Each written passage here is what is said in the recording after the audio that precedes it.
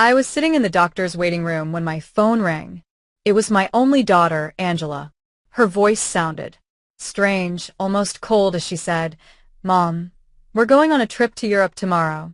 I already sold your beach house and your car. We needed the money. Bye." And she hung up just like that. 45 years raising her, sacrificing for her, and she discarded me like garbage. But I took a deep breath and smiled because there was something my dear daughter didn't know. My name is Antonia Brooks. I'm 71 years old. And until that moment, I thought I knew my daughter. I had become a widow 6 months ago. My husband, Robert, had passed away from a heart attack while we were eating breakfast, just as we had done every morning for 45 years. That morning, he had served me coffee with cream and toast.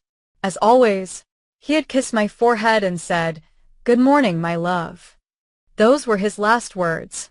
Since then, Angela had been more present in my life, or so I believed. She came to visit 3 times a week. She helped me with the funeral arrangements and accompanied me to the grocery store. She even suggested I see a doctor for a general checkup.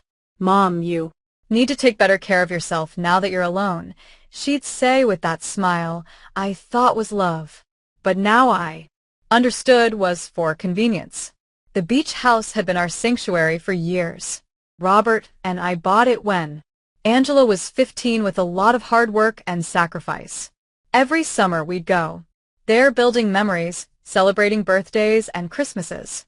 Angela would bring her boyfriends, and later her husband, Edward. I would cook for everyone, clean and do the laundry. It was our family tradition. I never thought she'd see it as just money. And the car, that old Ford pickup truck, Robert cared for like his own child. He'd wash it every Sunday, change the oil religiously, and always park it in the same spot under the shade of the tree. Angela knew what that truck meant to me. It was the last thing I had left of him. His scent still lingered on the seats. When she hung up, I stayed there, on that uncomfortable green plastic chair, surrounded by other sick people. And for the first time in months, I didn't cry. Something strange happened inside me, a calm I hadn't felt since Robert's death, because in that moment, I remembered something I had completely forgotten. 3 days before he died, Robert had handed me a manila envelope. "Antonia, put this in the drawer of your dresser. If something happens to me, open it after a while, but only when you feel ready." I had put it away without much thought. After the funeral, with so much grief and so many arrangements, I simply forgot. But there it was, waiting for me at home. The nurse called me to go into the office. The doctor examined me and said I was in good health for my age, that I just needed to rest more and eat better. I nodded and smiled, but my mind was elsewhere. I was thinking about that envelope, about the coldness in Angela's voice, and how Edward was probably behind all of it. He had never liked me. He always saw me as a nuisance. I left the office and walked slowly to the bus stop. I no longer had a car, according to Angela, but as I waited, I couldn't help but smile. There was something poetic about all of this. My daughter thought she had left me with nothing, but what she didn't know was that Robert, my dear Robert, had always been a man who planned ahead. The bus arrived and I sat by the window. I watched the city go by. The houses, the stores, people rushing everywhere, all with their own tragedies, their own secrets. I had my own too, and I was about to discover them. When I got home, I went straight to my room. I opened the dresser drawer, and there was the manila envelope, exactly where I had left it. My hands trembled slightly as I picked it up. I could feel there were several documents inside. Robert had written my name on the front in his neat handwriting. I sat on the bed we had shared for so many years and took a deep breath. It was starting to get dark outside, and the house was filling with those familiar shadows that no longer scared me. I opened the envelope slowly, as if unwrapping a birthday gift. What I found inside would change everything. What I found in that envelope took my breath away. There were legal documents, deeds, bank certificates, and a handwritten letter from Robert. My eyes filled with tears as I read his familiar handwriting. My dear Antonia, if you are reading this, it means I am no longer with you. Forgive me for not telling you everything while I was alive, but I wanted to protect you from worries. Over the years, I invested our savings in properties and businesses. We don't just have the beach house. We have 6 other properties, including the apartment building where Angela and Edward live. We also have shares in 3 companies that are worth more than you can imagine. You are rich, my love. You always were rich, but now you're on paper, too. My hands trembled as I looked through the documents. There were deeds to houses in different city neighborhoods, a downtown condo, a small motel on the coast, and indeed the 20-story apartment building where my daughter lived. Robert had been the silent owner for the past 10 years, but had put everything in the name of a company I didn't know about. And, according to the papers, I was the sole heiress of that company. There were also bank statements for accounts I never knew existed with numbers that seemed unreal. Robert had been a bus driver for 40 years, but apparently he had also been a very smart investor. Every penny we saved, every sacrifice we made, he had multiplied in silence, and I never knew anything. In the letter, Robert explained that he had kept it all a secret because he didn't want me to worry about money or for Angela to know about our real financial situation. You know, our daughter Antonia, if she knew we had so much money, her attitude would change. I want her to love us for who we are, not what we have. What irony. Our daughter had left us thinking we had nothing, when in reality, we had everything. That night, I couldn't sleep. I walked around the house, touching the old furniture and the knickknacks Angela had always criticized for being outdated. I looked at the family photos on the wall, especially the one where she was 5 years old, sitting on Robert's lap and laughing. Where did that sweet little girl go? When did she become so cold, so calculating? The next day, early in the morning, the phone rang. It was Angela again. Her voice sounded different, softer, but I had already learned to be wary of those shifts in tone. Mom, how are you? I wanted to tell you we already transferred the money from the house and the car. We deposited your share into your account. It's not much, but it'll help you live for a few months while you look for something smaller. My share? I asked, keeping my voice calm. Yes, Mom. We obviously weren't going to leave you with nothing. We gave you 30%. That's fair, right? We need the money for our investment in Europe. Edward has an incredible business opportunity over there. 30% of my own things. How generous. I see. Honey. And when do you leave? This afternoon. Our bags are already packed. We'll be gone for at least 6 months. Maybe more if the business goes well. But don't worry, Mom. When we get back, we'll help you find a small apartment. Something that fits your needs. Fits my needs. As if she knew what my needs were. Okay, Angela, have a safe trip. Oh, Mom. I knew you'd understand. You've always been so compassionate. We love you so much. And she hung up. I stood there, with the phone in my hand. And for the first time in months, I laughed. I laughed like I hadn't since Robert died. The situation was so absurd. It was comical. My daughter had robbed me, kicked me out of my own house, talked to me with unbearable condescension. And all to fund a European adventure that would probably be a disaster. But what bothered me most wasn't the money. It was the ease with which she had discarded me. 45 years of my life, dedicated to her, of sacrifice, of unconditional love, and she had erased me from her life with a 2-minute phone call. That was what truly hurt. I checked my bank account online. Sure enough, they had deposited an amount that probably seemed generous to them, but to me was a mockery. They had sold the beach house for much less than it was worth, likely because they needed the cash quickly, and they had sold Robert's truck for a pittance. That afternoon, from my window, I watched Angela and Edward load their suitcases into a cab. He was carrying 2 huge suitcases. She had a very expensive-looking carry-on bag. I watched them laugh, kiss, and make plans. They looked like two teenagers excited for an adventure. They never looked toward my window, never said goodbye. When the cab drove away, I sat in the kitchen with a cup of tea and Robert's documents spread out on the table. I had to make some decisions. I could call a lawyer, reclaim my properties, and get back everything they had taken. But something told me there was a better way to handle this, a more educational way.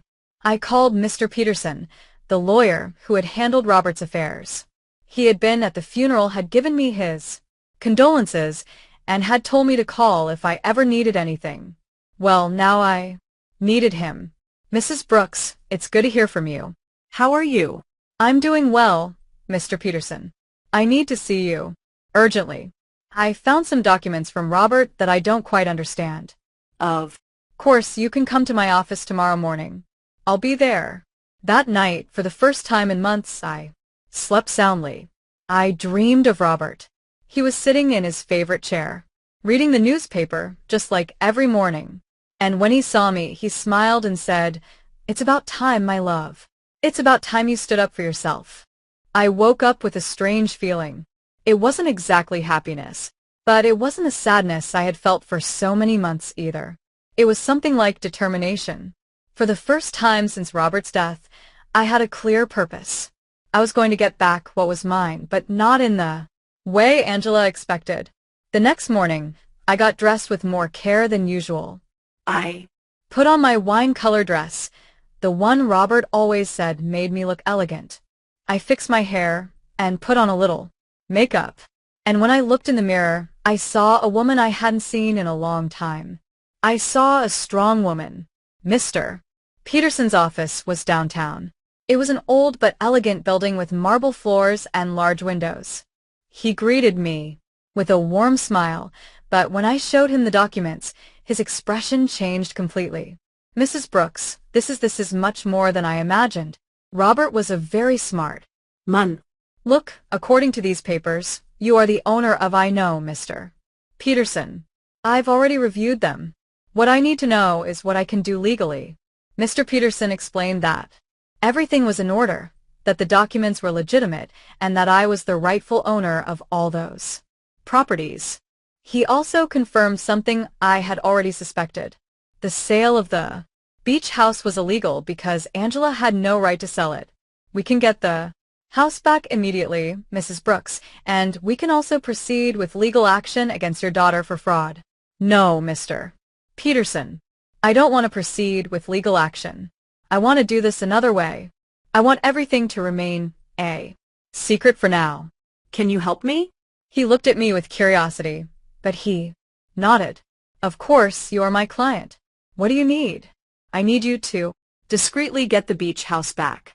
Do what is necessary to nullify that fraudulent sale, and I need you to help me gain real control of all my properties, especially the building where my daughter lives." "I understand, but it's completely feasible." "Perfect. And Mr. Peterson, I need no one to know I am behind all of this, at least for now." When I left his office, I felt as if I had woken up from a very long dream. I walked through the downtown streets, watching the people, the buildings, the life that was going on as normal. But for me, everything had changed. I had a plan. The following weeks were the strangest of my life. Officially, I was a poor widow who had been abandoned by her daughter. But in secret, I was a rich woman silently, orchestrating the recovery of my assets.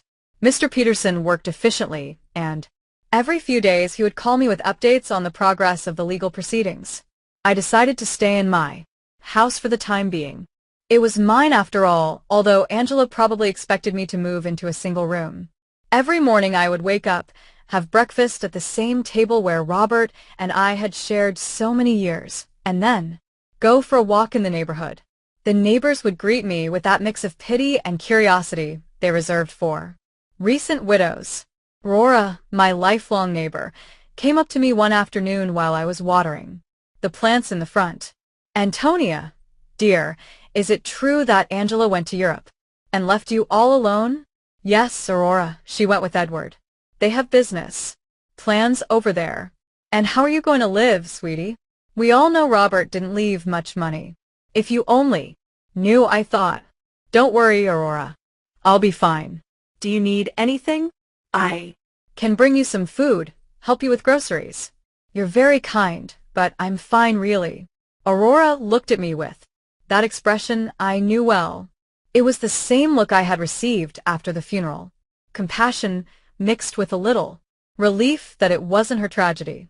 Well, you know where to find me if you need anything. These conversations were constantly repeated. The butcher, the baker, the lady at the corner store.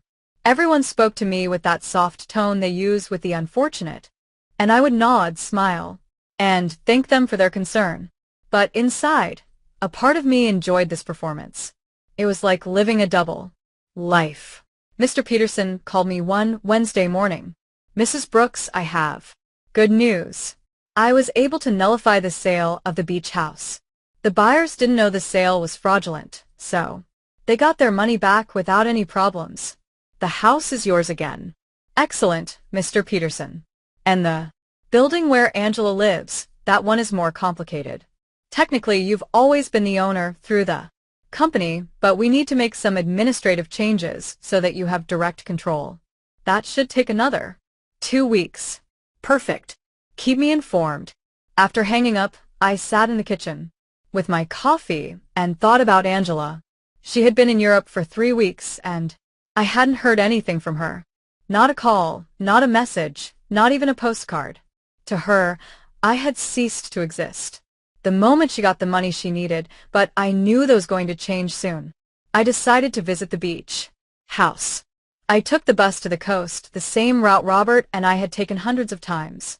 The house was exactly as I remembered it, small, painted cream-colored with a porch overlooking the ocean.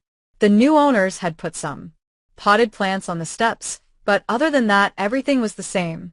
I sat on the curb across the street and looked at it for an hour. I remembered summer afternoons when Angela was little, running on the beach and building sand castles. Robert grilling fish on the barbecue while I made salads in the kitchen. Angela bringing friends, then boyfriends, then Edward. All those happy moments that she had reduced to a simple commercial transaction. An older gentleman came out of the house and saw me sitting there. He approached me with curiosity. "Are you okay, ma'am?" "Yes, thank you. I'm just remembering. I knew the former owners. Yes, I knew them very well. What a shame about what happened. They told us the elderly lady was very sick and needed to sell fast. We thought it was a steal, but it turns out the sale wasn't legal. We had to give the house back." "Did you know them personally?" "No. We did everything through intermediaries, but they told us the daughter was handling everything because the mother couldn't." What a sad situation. If you only knew how sad it really was. I thought. Well, I'm glad you didn't lose your money. Yes. Luckily, everything worked out well. Although, now we have to look for another house. We liked this one a lot. I left there with a heavy heart. It wasn't just the money that hurt. It was the ease with which Angela had lied about me. She had made up a story about my illness. She had used my supposed vulnerability to justify her actions. To her, I wasn't a person with feelings, but an obstacle that had to be removed. That night, I called Mr. Peterson again. "Mr. Peterson, I need you to help me with something else. I want to get Robert's truck back, too." "That will be more difficult, Mrs. Brooks. The truck was in your name, but your daughter had a power of attorney that allowed her to sell it." "How is that possible?"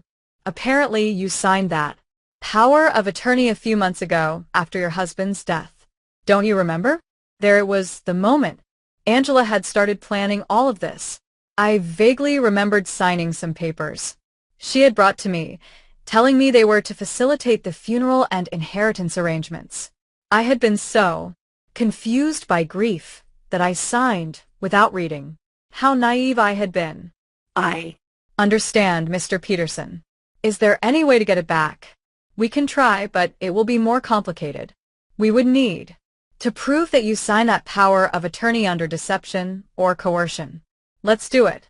I want to get back everything they took from me."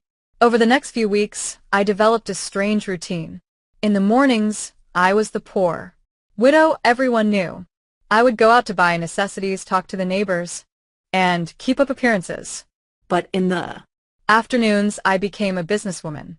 I would study Robert's documents, talk to Mr. Peterson, and plan my next move. I learned things about finance I never thought I would need to know. I discovered that Robert had been much smarter than I thought. Every one of his investments had been carefully calculated. The building where Angela lived, for example, wasn't just profitable from rent. It was in an area that was rapidly appreciating. I also discovered that Edward, Angela's husband, had a lot of debt. He had taken out loans using the apartment they lived in as collateral, not knowing he wasn't the real owner. When the banks figured this out, he was going to be in serious trouble. Mr. Peterson called me one Friday with important news.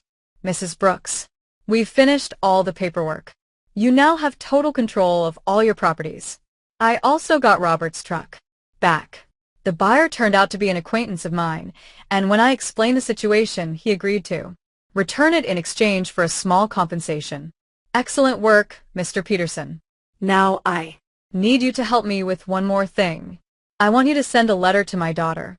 What kind of letter? An eviction notice. There was silence on the other end of the line. Mrs. Brooks, are you sure you want to do this? Completely sure. She decided I wasn't important in her life. Now she's going to find out how important I really am. I understand. Do you want me to send it to Europe? No. I want you to give it to her when she gets back. I have a feeling it's going to be very soon. I wasn't wrong. That same afternoon, Aurora came running to my house with fresh neighborhood news. Antonia, did you know that Edward is in trouble with the bank? My brother-in-law, who works there, told me they're investigating some loans he took out using the apartment they live in as collateral, but it turns out the apartment isn't his. Really? Yes. And it seems Angela didn't know anything. They're saying she's going to have to come back from Europe to sort out this mess. What a complicated situation. Yes. And the worst part is apparently Edward lied to her about the business in Europe. There was no business. He just wanted to escape the debts he had here. Perfect. Everything was working out exactly as I had expected. Angela had trusted Edward, had sacrificed a relationship with me for him, and now she was discovering that he wasn't the man she thought he was. That night, I sat on the porch with a cup of tea and looked at the stars. Robert used to say that the stars were the souls of people who had lived a full life watching over their families from the sky. If that was true, then he was up there, watching his plan unfold perfectly. Thank you, my love, I said to the sky. Thank you for taking care of me even after your death. The next day, Mr. Peterson called me early. Mrs. Brooks, I have some news. Your daughter just arrived in the country. She's at the airport alone. Alone? Yes. Apparently, Edward stayed in Europe. There are rumors they had a very big fight. I see. Did you send the letter? I'm going to send it today. She should receive it tomorrow. I hung up the phone and stood there in the kitchen, feeling a mix of nervousness and anticipation. After so many weeks of silent planning, the moment for the first real move had finally arrived. Angela was about to discover that her mother was not the defenseless victim she believed. Angela arrived at her apartment on Tuesday night. I knew this because Aurora, who seemed to have informants throughout the neighborhood, came to tell me the next day, Antonia, your daughter came back last night. I saw her go in with one suitcase, but she looked terrible, pale, with dark circles under her eyes, as if she had been crying the whole flight. Alone, completely alone. And something strange, Antonia, when the doorman asked her for the keys. When the doorman asked her for the keys, she didn't have them. She had to ask the superintendent to let her in with the emergency copy. Interesting. Edward had the keys, which meant he had probably decided not to come back. Or maybe Angela had discovered something about him and had fled. In any case, my daughter was back, and very soon she would receive my little welcome gift. Mr. Peterson called me that same afternoon. Mrs. Brooks, the letter was delivered an hour ago. The doorman confirmed that your daughter received it in person. Perfect. How long? Did we give her? 30 days to vacate the apartment as per legal standards. But, Mrs. Brooks, are you sure you want to do this? She is your daughter after all. Mr. Peterson, my daughter kicked me out of my own house with a 2-minute phone call. She sold my things without asking. She treated me like garbage. Now she's going to learn that actions have consequences. I understand. I just wanted to make sure you had considered all the implications. I have considered them, Mr. Peterson. All of them. That night, I couldn't sleep. I stayed awake imagining Angela's face when she read the letter. The initial confusion, then the disbelief, then the panic. She would probably think it was a mistake, that someone was trying to scam her. But when she called to verify, she would discover that everything was completely legal. The next day, as if she had been waiting for my call, the phone rang at 8 o'clock in the morning. It was Angela, and her voice sounded desperate. Mom. Mom, I need to talk to you urgently. Good morning, honey. How is Europe? Mom, I don't have time for that right now. I received a very strange letter yesterday. It says I have to vacate my apartment in 30 days. It must be a mistake, right? Do you know anything about this? An eviction notice. How? Strange. From whom? From a company I've never heard of. It's called Wait, let me find the letter. Robert Investments Incorporated. Do you know this company? Robert had used his own name for the company. How poetic. No, honey. I've never heard that name. Are you sure the letter is legitimate? That's what I want to find out. Mom, I need you to help me. I don't know what to do. Edward left me in Europe. He ran off with another woman, and now I come back to this. I don't understand what's happening. There was the confirmation. Edward had abandoned her. Probably when the money ran out, or when he realized that the legal problems at home were more serious than he thought. Poor Angela. She had sacrificed her family for a worthless man. I'm so sorry. Honey, Where are you now? I'm in the apartment, but I don't know for how long. Mom, can I come see you? I need to. I need to talk to someone. I don't have anyone else. The irony was perfect. Now. That she was left without the man for whom she had abandoned me. She remembered she had a mother. Of course. Honey, come over whenever you want. I'm on my way. I hung up the phone and looked at myself in the mirror. I had to be perfect for this performance. I put on my most conservative gray dress, tied my hair in a simple bun, and practiced my expression of a worried but resigned mother.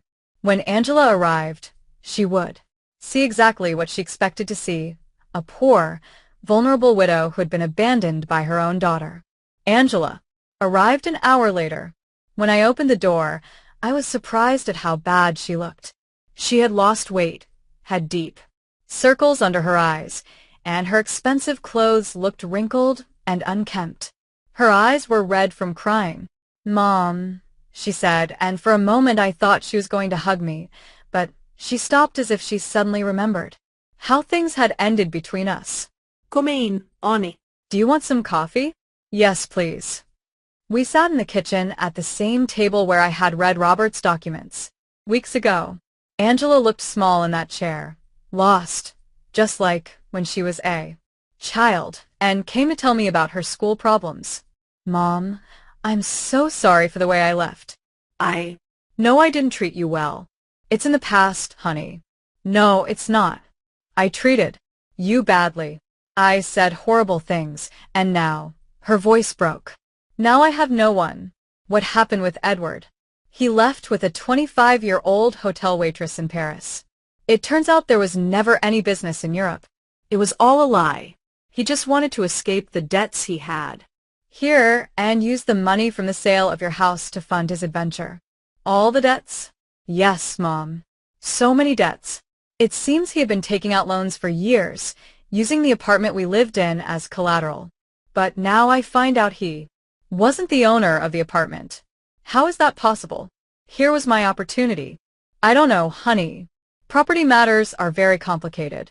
The problem is that now the banks are coming after me for his debts. They say. Since we were married, I'm also responsible. And on top of that, this eviction notice. Mom, I don't know what To do. I don't have money.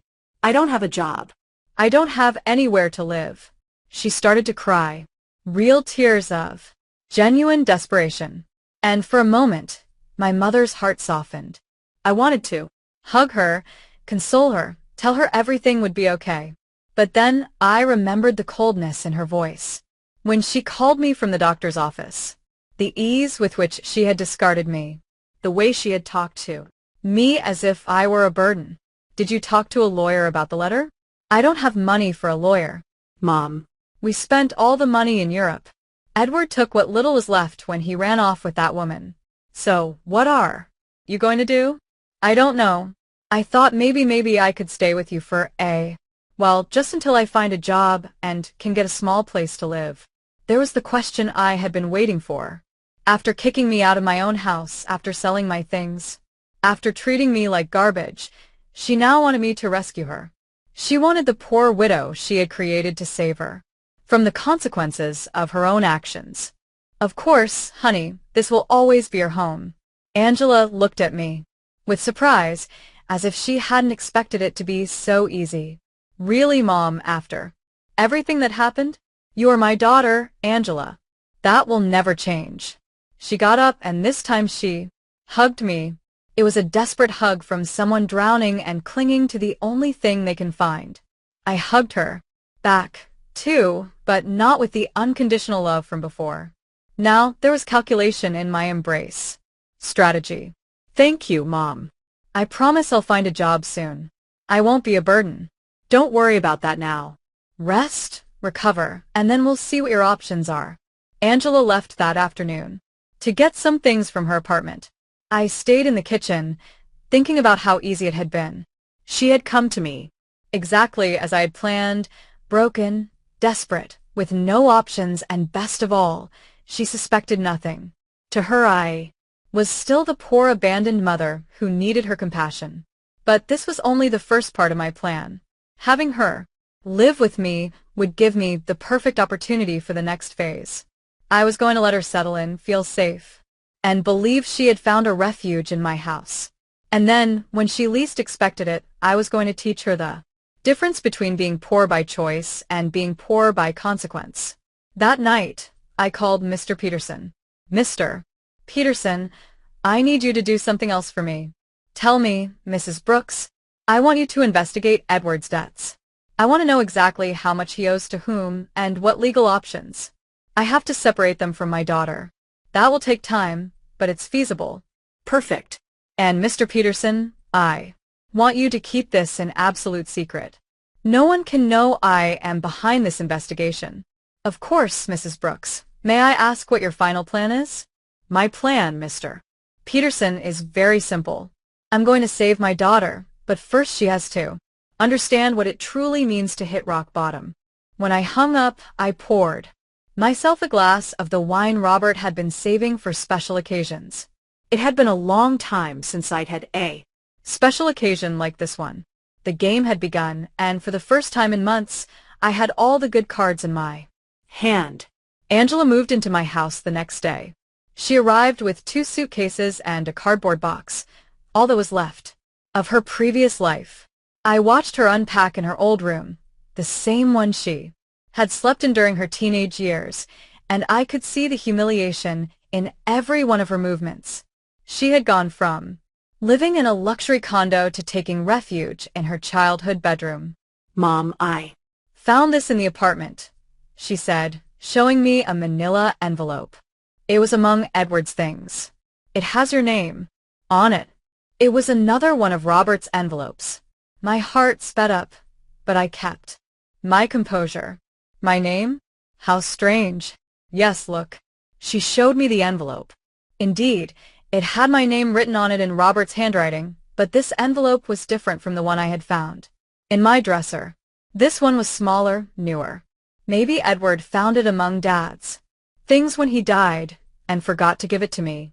Angela said, "It's possible. Can I see it?" I opened the envelope in her presence. Inside was a short letter and a small key. The letter said, Antonia, if you are reading this after having received the main envelope, it means our daughter is going through a difficult time. This key opens a safety deposit box at the Central Bank downtown branch. The number is 247. There is something there that can help. You help her, but use it wisely. With eternal love, Robert. Angela read the letter over my shoulder. A safety deposit box? Dad had a safety deposit box. I had no idea. I didn't either. Elite. Your father never told me about This. Do you think we should go see what's in there? I don't know, honey. Maybe it's better to leave things as They are. But, Mom, maybe there's something important in there. Documents or, I don't know, maybe something valuable that can help us. The desperation in her voice was palpable. Angela was clinging to any possibility of finding a way out of her situation, and I was going to let her cling a little longer before I showed her the complete reality. Okay, I said after a calculated pause. We can go tomorrow. That night, Angela and I had dinner together for the first time in months. She had cooked, trying to be useful, but the food tasted of guilt and desperation.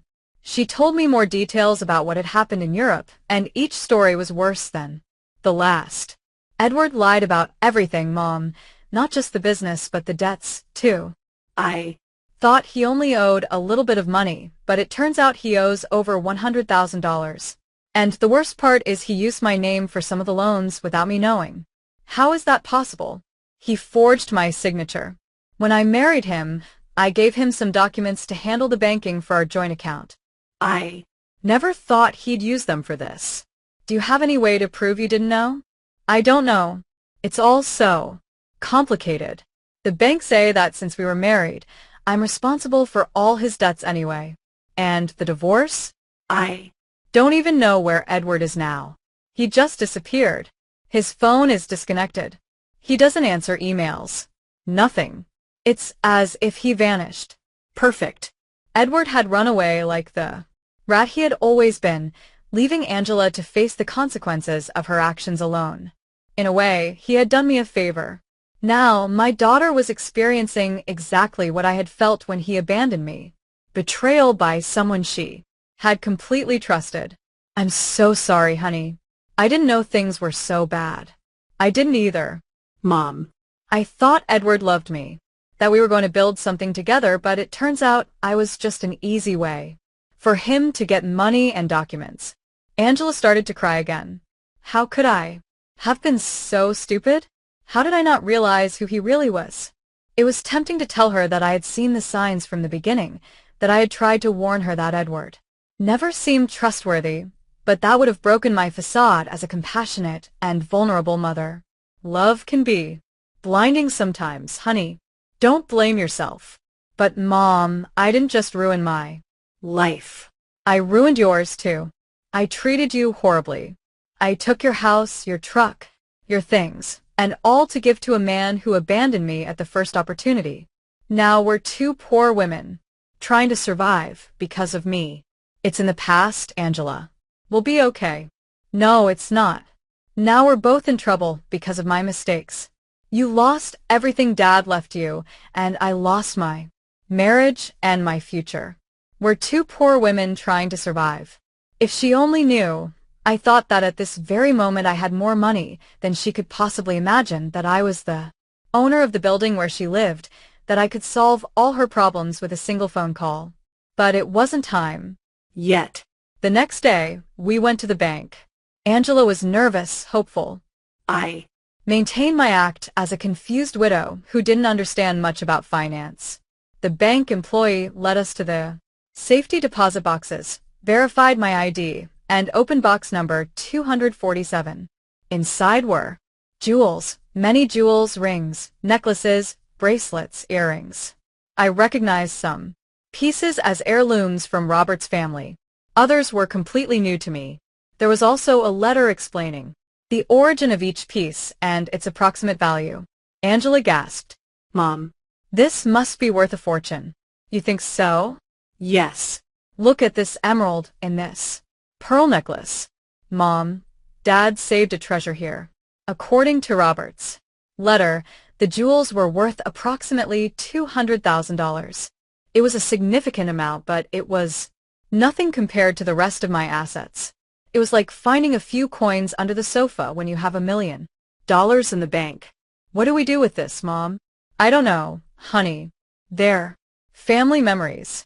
But, Mom, we could sell some of the pieces. With this money, you could get your beach house back, and I could pay off some of Edward's debts. There it was again.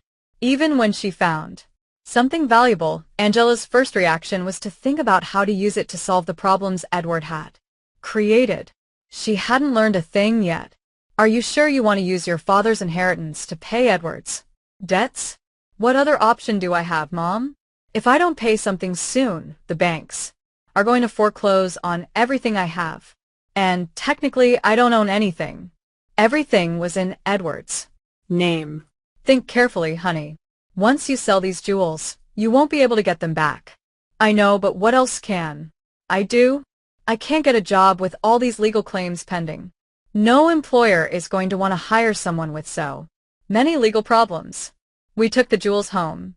Angela spread them out on the kitchen table and examined them one by one, calculating which ones she could sell and which she could keep. It was painful to watch her reduce decades of family history to numbers on a spreadsheet. Mom, I think I can get $180,000 for the jewels, she said one afternoon, counting the bills on the kitchen table.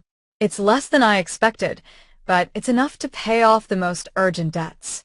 Are you sure you want to do this? I have no choice. If I don't pay something soon, they'll seize everything. Even this house could be at risk if they prove I have some kind of legal connection to the properties. How ironic the situation was. Angela was worried about losing a house that I owned, paying the debts of a man who had abandoned her with money from jewels that had belonged to the same man who had created the fortune that could save her. And how are you going to decide which debts to pay first? I talked to a free financial advisor at the bank. She told me to prioritize the debts that have real collateral because those are the ones that can affect property or lead to immediate foreclosure. Angela had matured so much in these few weeks. The woman who had sold my things without consulting me was now carefully investigating every financial decision. The suffering had made her more responsible, but also more fragile.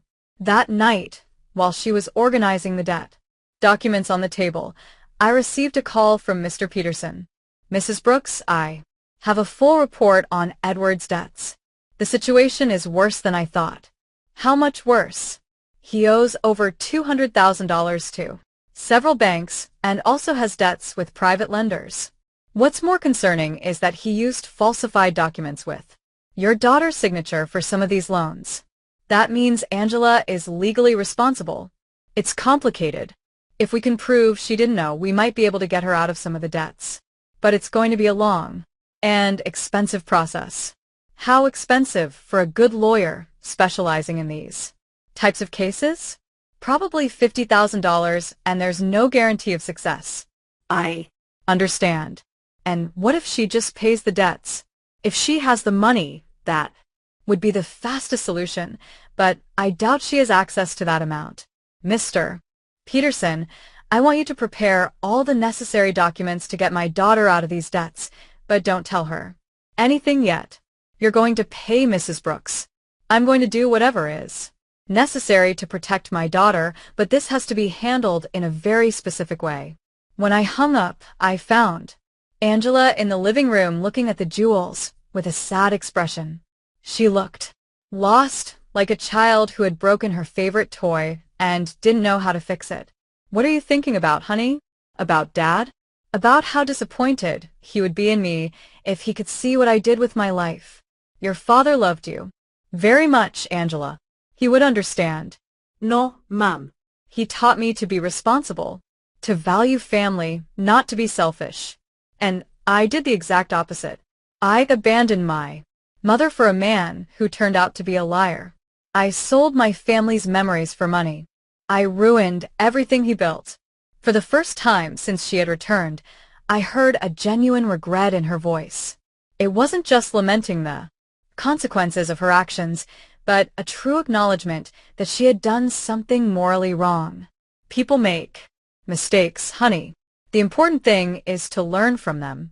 But how do I learn from this, Mom? How do I fix the damage I've done? There was the question I had been waiting for. Angela was finally ready to face the truth about her actions and their consequences. But it wasn't yet time to reveal my final card. First, I had to let her hit rock bottom completely. The next few days were crucial for my plan. Angela decided to sell most of the jewels, keeping only the engagement ring Robert had given me and a small necklace that had belonged to her grandmother. I watched her prepare to go to the jewelry stores, research prices, and negotiate with buyers. It was painful to watch her reduce decades of family history to commercial transactions, but it was necessary for her to understand the real weight of her decisions. Mom, I got $180,000 for the jewels, she told me one afternoon, counting the bills on the kitchen table.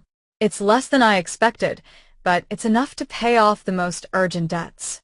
Are you sure you want to do this? I have no choice. If I don't pay something soon, they'll foreclose on everything.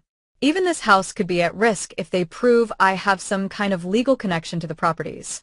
How ironic the situation was. Angela was worried about losing a house that I owned, paying the debts of a man who had abandoned her with money from jewels that had belonged to the same man who had created the fortune that could save her. And how are you going to decide which debts to pay first? I talked to a free financial advisor at the bank.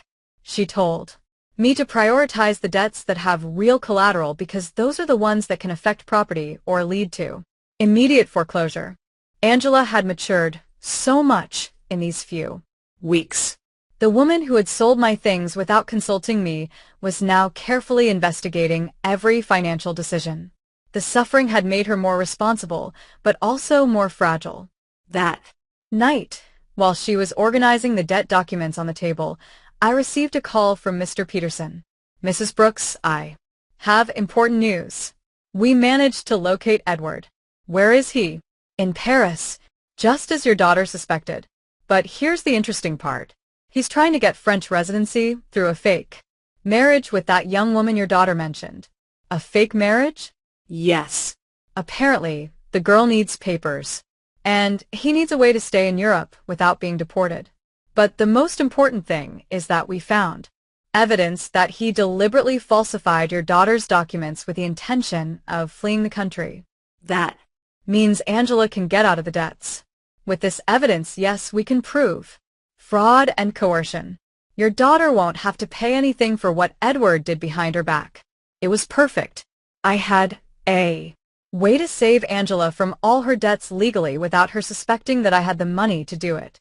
Mr. Peterson, I want you to start the legal process immediately. Don't tell my daughter anything yet. I want the process to be completely finished before I tell her. I don't want to give her false hope. Understood. This will take about 3 weeks, maybe a month. Perfect. When I hung up, Angela looked at me with curiosity. Who is that, Mom? A lady who was asking about Mrs. Davis, our neighbor on the corner. She had the wrong number. Lying had become easy. Every day that passed, I felt more comfortable with this double life I was leading. On one hand, I was the poor, abandoned mother Angela believed me to be. On the other, I was a wealthy woman, silently orchestrating my daughter's salvation and education. Over the next 2 weeks, I watched Angela struggle with decisions she never had to make. How to stretch money for food, how to negotiate with creditors, how to look for a job when your credit history is ruined. It was a cruel but necessary education. Mom, I went to 3 job interviews today. She told me one evening, coming home with swollen feet and a tired face. 2 of them told me they can't hire me because of the pending legal problems. The third one offered me a part-time job cleaning offices at night. Are you going to take it? I have no choice. It pays very little, but it's better than nothing, and I can work at night, so I can keep looking for something better during the day.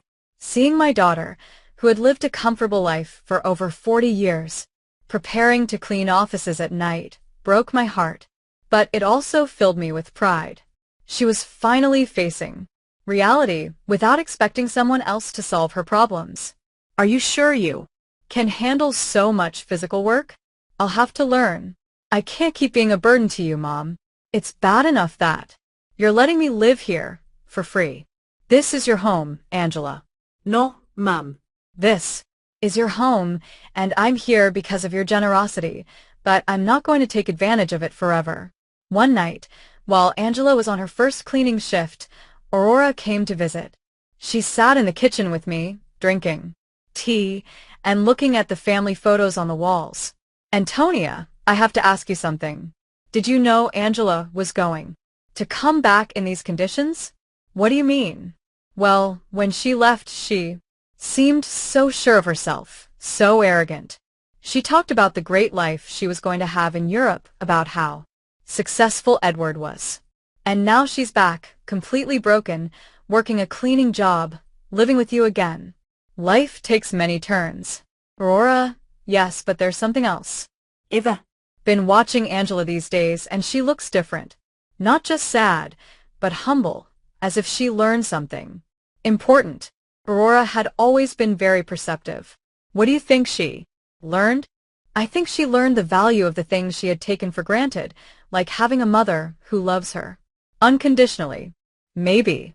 Aurora, can I tell you something? When Angela left and treated you so badly, many of us thought you would never forgive her. But here you are taking care of her again, giving her a home when she has nowhere to go. She's my daughter, Aurora. Yes, but not every mother would do what you're doing, especially after being treated the way you were treated. If Aurora only knew the complete truth, that I had the power to solve all of Angela's problems, but was choosing to let her suffer a little longer so she would learn the full lesson. Do you think I'm doing the right thing? I think you're doing what a good mother would do, but I also think Angela needs to fully understand what she lost when she abandoned you. What do you mean? I think she needs to value you not just as the mother who rescues her when she's in trouble, but as the strong woman who built a stable life for 45 years. She needs to respect you, not just need you. Aurora had hit the nail on the head. That was exactly the point of my entire plan. I didn't want Angela to come back to me out of desperation. I wanted her to come back out of genuine respect and mature love. And how do you think that can happen? I think it's already happening. I've seen her these past few days, Antonia. The way she talks to you now is completely different. She's no longer the daughter who gives you orders or treats you like a burden. Now she's a grown woman who is genuinely grateful to have a mother like you. That night when Angela returned from her job, I saw her arrive tired, but with a new dignity. She had earned those few dollars with her own effort, and that meant something to her. How was your first day? Hard, but not as bad as I thought. The other ladies who worked there helped me a lot. One of them, Mrs. Johnson, taught me tricks to clean more efficiently. Mrs. Johnson? Yes. She's 60 years old and has been cleaning offices for 20 years. She told me she started after her husband left her with 3 small children. She says it's not the job she dreamed of, but that it gave her independence and dignity. She sounds like a wise woman. She is. She said something that made me think a lot. She told me there are 2 types of people who end up doing this job. The ones who are there because they never had opportunities, and the ones who are there because they ruined the opportunities they did have. She asked me which group I was in. And what did you tell her? I told her the truth, that I had all the opportunities in the world, a family that loved me, a stable home, an inheritance, and that I ruined it all by following a worthless man. What did she say? She laughed and said, "Well, honey, then. At least you know exactly why you're here. That puts you one step ahead of most people." Angela poured herself a glass of water and sat with me at the table. "Mom, I want you to know something. These past few weeks have been the hardest of my life, but also the most important." "Why?" "Because I finally understand what really matters. It's not money. It's not living in the most luxurious apartment. It's not impressing people. It's having people who genuinely love you, who are there when everything falls apart. Angela, no. Let me finish. You have every right to hate me for what I did to you. I abandoned you when you needed me most. I took everything Dad left you. I treated you as if you were a nuisance. And now I'm here again expecting you to forgive me and take care of me. I already forgave you, honey. But I haven't forgiven myself, and I won't until I prove that I've truly changed, that I've learned from my mistakes. Mr. Peterson called me the next morning. Mrs. Brooks, I have excellent news. The legal process is almost complete. We can get your daughter out of all of Edward's debts. It was time, after weeks of watching Angela struggle, work, and reflect on her mistakes, the moment had finally arrived to show her that she had never been alone, that she had always had someone quietly watching over her. Mr. Peterson, I want you to organize a meeting. It's time for my daughter to know the whole truth. Mr. Peterson arranged the meeting for Friday morning at his office. I told Angela that I had made an appointment with a lawyer who could help her with her legal problems, but I didn't explain the details. She agreed to come, although she was nervous about the cost of the consultation. Mom, I don't have money to pay a lawyer. I barely have enough to cover basic expenses. Don't worry about that now, honey. Let's just hear what he has to say. We arrived at Mr. Peterson's office on time. Angela had dressed in her best clothes, which now looked a little big on her thinner body. She was nervous, wringing her hands, expecting another piece of bad news on her endless list of problems. Mr. Peterson greeted us with his usual professional smile. Mrs. Brooks, Miss Brooks, thank you for coming. Thank you for seeing us, Angela replied. Although I should warn you that my financial situation is very complicated and I probably can't afford high fees. That's exactly what we're going to talk about, Mr. Peterson said, exchanging a look with me. But first, I need you to review these documents. Mr. Peterson handed Angela a thick folder. She opened it and began to read, her expression gradually changing from confusion to surprise. I don't understand. These documents say that Edward forged my signature, that there is evidence of fraud, that I am not responsible for the debts. That's right. We have been investigating your case for the past few weeks. We found enough evidence to prove that you were a victim of identity fraud. But how is that possible? Who paid for this investigation? I don't have money for this. Mr. Peterson looked at me. It was my moment. Angela, there's something I need to tell you. What, Mom? I took a deep breath. After weeks of acting, I was finally going to reveal the truth. Your father left me more than you knew. Much more. What do you mean, Mr. Peterson? Show her the other documents. Mr. Peterson took out a second folder and handed it to Angela. This time the documents were the property deeds, the bank statements, the investment certificates, the entire fortune Robert had built in secret. Angela read in silence for several minutes. Her face went through a complete range of emotions. Confusion, disbelief, shock, and finally comprehension. Mom, this says you're the owner of the building where I lived. Yes.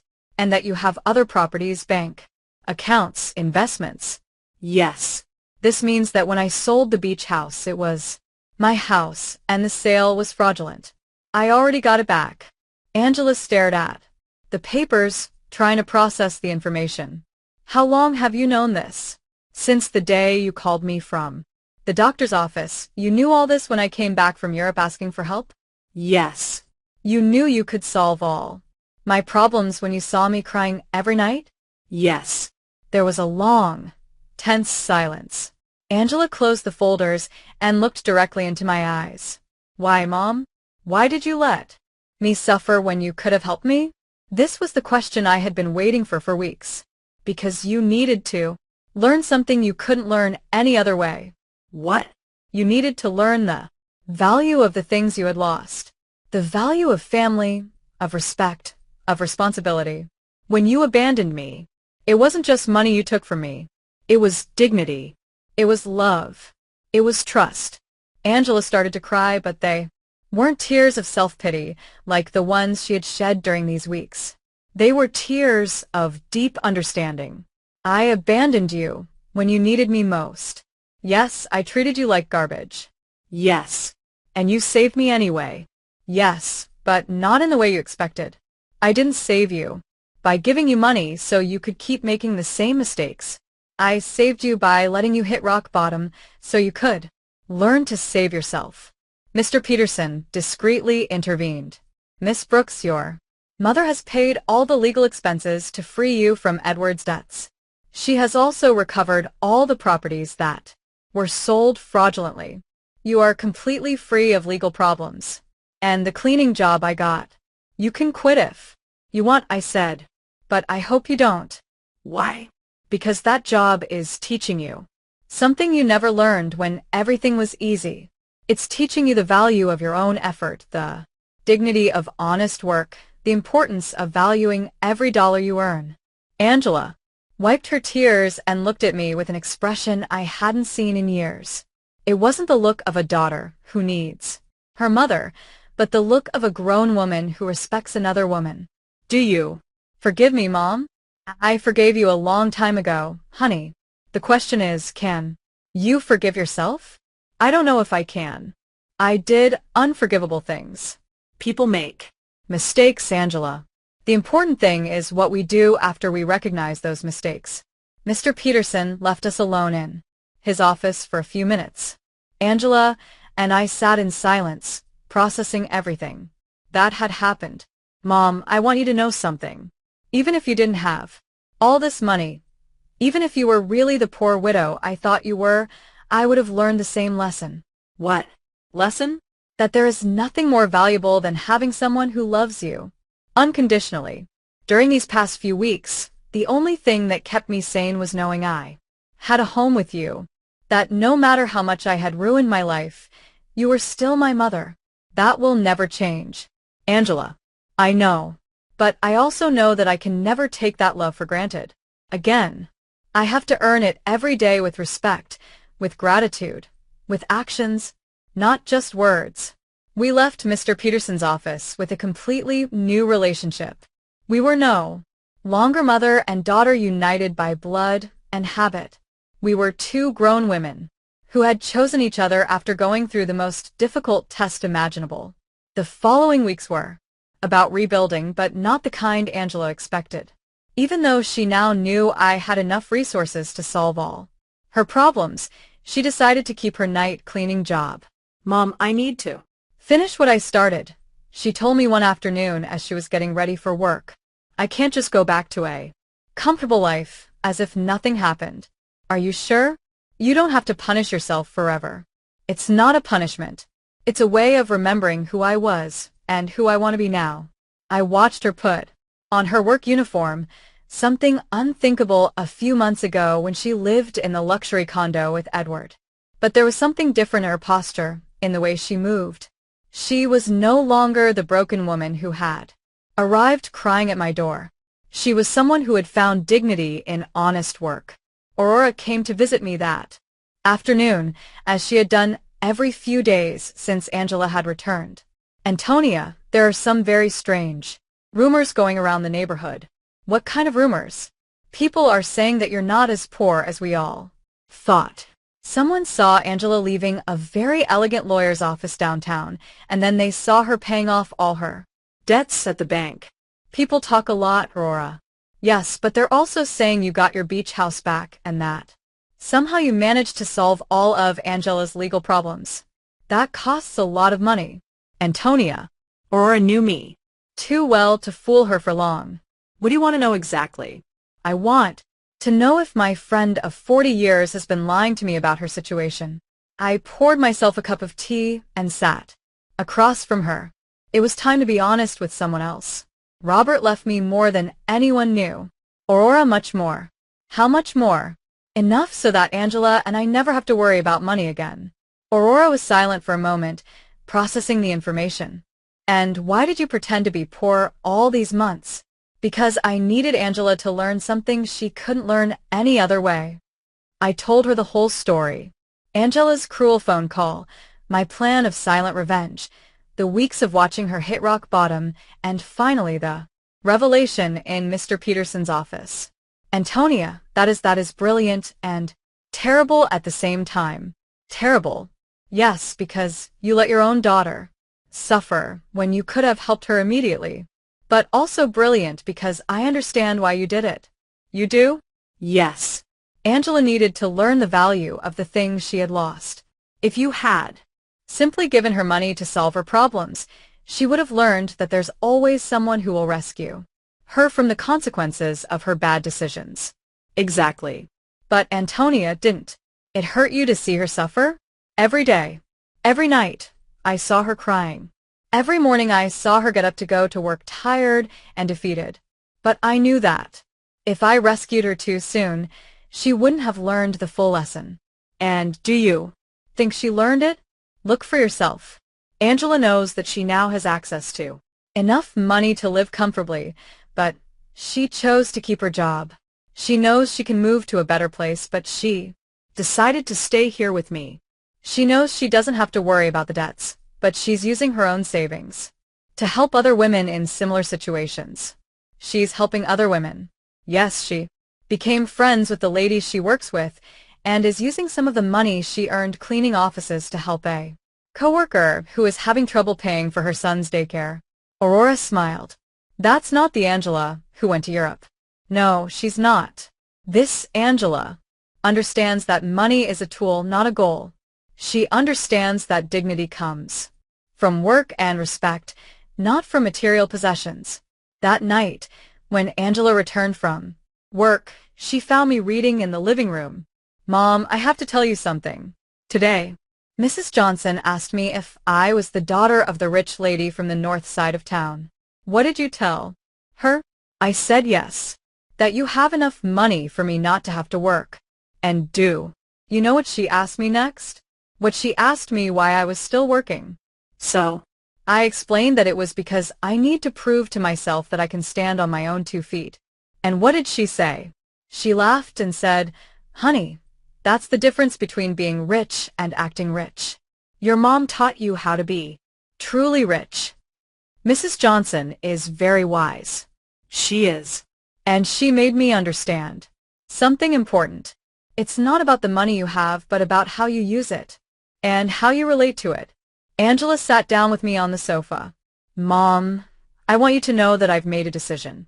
I'm going to keep living here with you, but not as a daughter who has come back home to her parents. I want to stay here as a grown woman who chooses to share her life with her mother. What's the difference? The difference is that I'm going to pay my share of the expenses. I'm going to contribute to the upkeep of the house, and I'm going to treat this relationship as a partnership between 2 independent women who love and respect each other. Angela, you don't need to. Yes, I do. Mom, I need our relationship to be different from what it was before. Before, I was a daughter who took her mother's love and care for granted. Now, I want to be a grown woman who values and takes care of the most important relationship in her life. And your job? I'm going to keep working, but not necessarily cleaning offices forever. I want to go back to school. I want to prepare myself to do something more meaningful with my life. But I want to do it step by step, earning every opportunity. Do you have any idea what you want to study? Yes, I want to study social work. These past few weeks have taught me how many people are going through difficult situations without having anyone to support them. I want to use the resources we have to help other women who are going through what I went through. It was perfect. Angela had not only learned to value what she had, but she had found a way to use her experience for something constructive. And what about Edward? Mr. Peterson told me he was arrested in France for the fraudulent marriage. He's going to be deported soon, but honestly, Mom, I don't care anymore. That part of my life is over. You don't feel any resentment? no. Edward did me a favor without even knowing it. If he hadn't abandoned and betrayed me, I never would have hit rock bottom. And if I had never hit rock bottom, I never would have learned to truly value what I have. That night, for the first time in months, I went to bed completely at peace. My plan had worked perfectly. Angela had not only learned the lessons she needed to learn, but she had emerged from the experience as a stronger, wiser, and more compassionate person. Robert would have been so proud. 6 months later, our life had found a new balance that neither of us could have imagined before. Angela finished her social work studies with excellent grades, and I decided to use some of my resources to establish a foundation to help women in situations of domestic violence and financial abandonment. Mom, the letter from the university arrived, Angela said one morning, coming into the kitchen with an envelope in her hands. I was accepted into the master's program. I start next semester. But Mom, I want you to know I'm going to pay for it with my own savings. I've been saving money for my job at the city. The salary isn't high, but she had learned to live with the essentials and to value every dollar she earned. Are you sure? We can easily afford the master's program. I know, but I need to do it on my own. It's part of who I am now. Aurora came to visit that afternoon, as she had done every Friday for the past few months. She had become a confidant to both of us, watching our transformation with fascination. Antonia, I have to confess something, she said, pouring herself a second cup of tea. At first, I thought you were very cruel to Angela. And what do you think now? Now I think you were the wisest mother I've ever known. Look at your daughter. Really, look at her. It was true. The Angela, who was in the living room studying for her exams, was completely different from the one who had left for Europe months ago. This Angela had a serenity that came from within, a confidence that was based on her own achievements, not on material possessions. Did you know I saw Angela at the grocery store yesterday buying vegetables for a family she's helping through her job? She hadn't told me. And when I asked her why she was using her own money instead of the government budget, she told me that some things can't be measured in official budgets. That night, Angela and I had dinner on the porch, something that had become a tradition. It was our time to talk about the day, plan for the future, and simply enjoy each other's company. Mom, I received a very strange letter today, she said, cutting her salad. from Whom? From Edward? My muscles tensed. Edward? He wrote to you? from where? From prison in France. Apparently, he was sentenced to 2 years for marriage fraud. In the letter, he says he regrets everything he did and wants to ask for my forgiveness. And how do you feel about it? Honestly, I don't feel anything. No anger, no sadness, no desire for revenge. It's as if that part of my life happened decades ago, not months ago. Are you going to write back? No. Not because I hate him, but because there's nothing to say. That Angela who married him no longer exists. This Angela has nothing to talk to him about. I was impressed by the maturity in her voice. The woman sitting across from me had developed an inner strength that came from hitting rock bottom and getting up on her own. Do you know what this whole experience taught me, Mom? What? That true love isn't the one that tells you what you want to hear.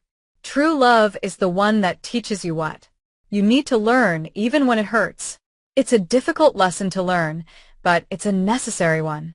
Edward told me what I wanted to hear. He made me feel special. He convinced me that I deserved a life of luxury without effort. You taught me that true wealth comes from hard work, respect, and genuine relationships. That night, after Angela went to her room to study, I sat on the porch alone, looking at the stars and thinking about Robert. I had promised him I would take care of our daughter, and I finally felt I had fulfilled that promise in the right way. I hadn't taken care of her by giving her money when she needed it. I had taken care of her by teaching her to take care of herself. I hadn't saved her by solving her problems. I had saved her by allowing her to learn to solve them on her own. The next day was Sunday, and we had planned to visit the beach house together for the first time since I had gotten it back. Angela hadn't wanted to go before, saying she needed time to process everything that had happened. Are you ready? I asked her as we got into the truck. I think so. The trip was silent but comfortable. When we arrived, Angela stood for a moment in the truck, looking at the house where we had spent so many family summers. It looks exactly the same, she said finally. Some things don't change, but others do. I am not the same person who sold this house. We went in together. The house was clean and tidy, exactly as Robert and I had kept it for years. Angela walked through each room, touching the furniture and looking at the family photos that hung on the walls. Mom, I want to apologize. You already apologized, honey. No, y. Want to apologize specifically for this house. Not just for selling it, but for reducing all our family memories to a commercial transaction. It's forgiven. This house represents 40 years of family. Summers of birthdays, of Christmases. Dad built that porch with his own hands. You planted that garden. I learned to swim at that beach. And I turned it all into money to fund the adventure of a Thoughtless man. She sat on the sofa where Robert used to read on Sunday mornings. Do you know what hurts me the most? What? That when I sold it, I didn't feel anything. It was just another property. Now being here again, I can feel Dad in every corner. I can hear his laughter, smell his morning coffee, see his reading glasses on the table. He is here, Angela. He has always been here. I know. And I also know that he is proud of how you handled all of this. We spent the whole day at the house cooking together, cleaning and fixing small details. It was like a ritual of reconnection, not just with the place, but with the values that place represented. When the sun began to set, we sat on the porch Robert had built, looking at the ocean. Mom, I have a proposal. What is it? I want us to turn this house into a temporary shelter for women who are leaving situations of domestic violence, a place where they can stay while they rebuild their lives. It was the perfect proposal. Robert would have loved the idea that his beach house would serve to help other families. I think that's a beautiful idea, honey. We can use some of the foundation's resources to maintain it, and I can oversee the program through my job. Are you sure you want to turn our family sanctuary into that, Mom? The best sanctuaries are the ones that are shared. Dad always said that a house isn't truly a home until it opens its doors to other people who need love. He was right. Robert had always been generous with our home, inviting relatives, friends, and neighbors who needed a place to stay. We returned home that night with a new project and a completely renewed relationship. We were no longer mother and daughter united by obligation or need. We were two women who had consciously chosen to build a life together based on love, respect,